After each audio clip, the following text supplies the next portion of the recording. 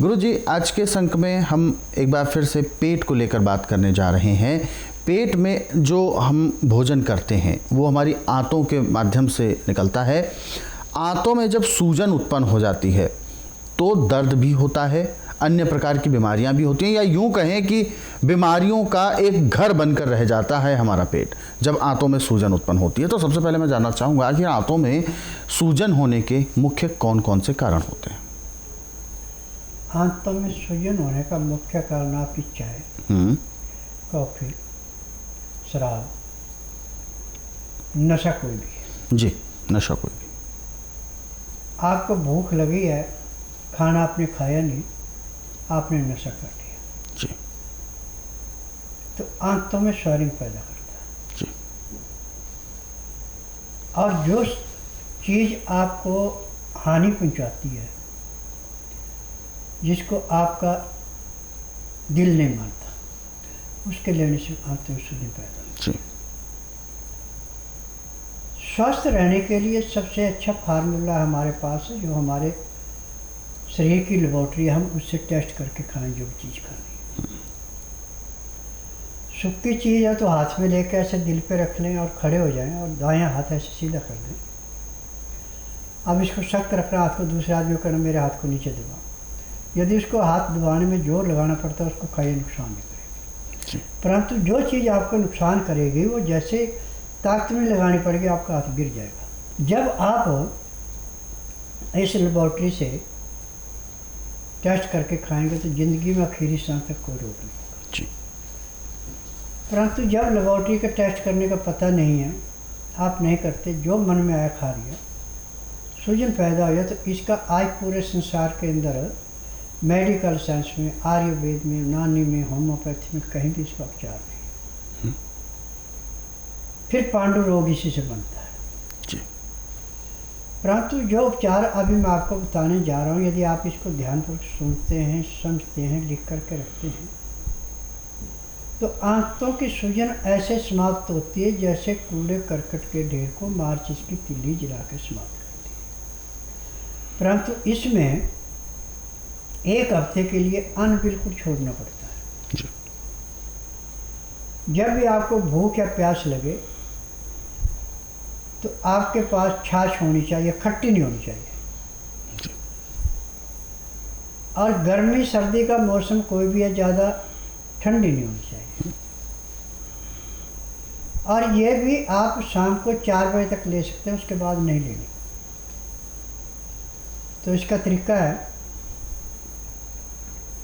कि आपने 1 या 2 गिलास, जितना आप पीना चाहें उतना लें, मट्ठा, उसमें काली मिर्च पीस करके, जीरा भून के पीस के, और सिंधा नमक, ये मिला करके उसमें धीमा रखना, नमक तेज नहीं करना। और जैसे आप गर्म दूध चुस्का लेके पीते, ऐसे इसको पीते जाना। तो इसके पीने से आपको पेशाब बहुत ज़बरदस्त आएगा। जैसे तेज बारिश होने में नदी में बाढ़ आती है, ऐसे आपको पेशाब आएगा। आपने 1 गिलास या 2 गिलास लस्सी पी है तो 3 गिलास पानी निकलेगा अंदर से। यानी जो आंतों के अंदर सूजन थी, वो लस्सी के साथ जो काली मिर्च, जीरा भुना हुआ और सिंधा नमक पिया, उसको ऐसे निचोड़ेगा पानी को, जैसे कीचड़ में रेता डाल के या बजरपुर डाल के उसको खुश कर देते, ऐसे आंतों की खुश्की पैदा करेगा। और जो पानी वहाँ से निकलेगा वो सारा पेशाब के द्वारा निकलेगा। जैसे आपने सुबह 4 बजे या 5 बजे ले लिए खुराक, तो 3 घंटे बाद दूसरी खुराक लेने, 3 घंटे बाद तीसरी खुराक लेने। परंतु दही जो है पूरा जमा हुआ होना चाहिए, खट्टा नहीं होना चाहिए। और दही का भी तरीका जमाने का कि मिट्टी के बर्तन के अंदर जमाना है, और जितनी का आपको ज़रूरत है उतना ही बचाना नहीं है।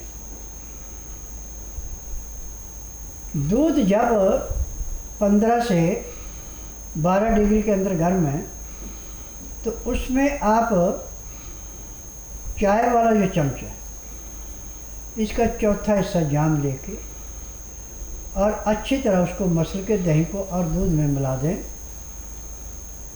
तो आपका दूध 8 घंटे में ऐसा दही जमेगा कि ना वो खट्टा होगा ना ज़्यादा मीठा होगा और आपको बड़ा टेस्टी लगेगा।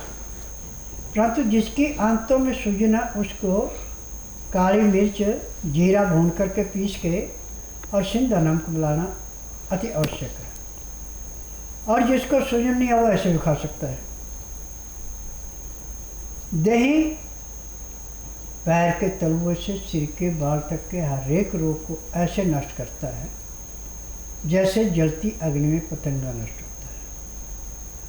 अब आंतों की सूजन के लिए हमें दही को लस्सी बना के लेना है। दही को अच्छी तरह रिड़कें, जब उस पर झाग आ जाएगी, मक्खन तैयार नहीं होगा, तब उसमें काला नमक या सिंधा नमक, काली मिर्च पीस करके और जीरा भून के पीस के मिला के पीते हैं, तो इससे आपको जो पानी था भरा हुआ पेट में वो भी निकलेगा, आंतों की उतरेगी, आँखों की ज्योति बढ़ेगी, लीवर पूर्ण रूप से काम करेगा और दिल के लिए तो आप ये समझो कि एक किस्म का अमृत दे दिया जी।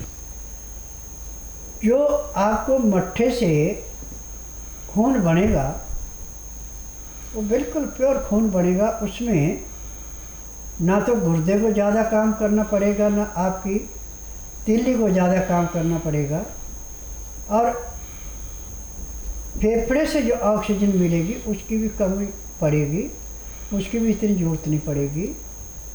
आपका प्योर खून जब जाएगा तो ऑक्सीजन के बिना ही वो शरीर में भ्रमण करेगा, तो आपको ऐसे शरीर के अंदर चुस्ती फुर्ती देगा जैसे वर्षा ऋतु आने पे बंजर ज़मीन में नमी होने पे हरियाली छा जाती, ऐसे चेहरे पे मुस्कान आती।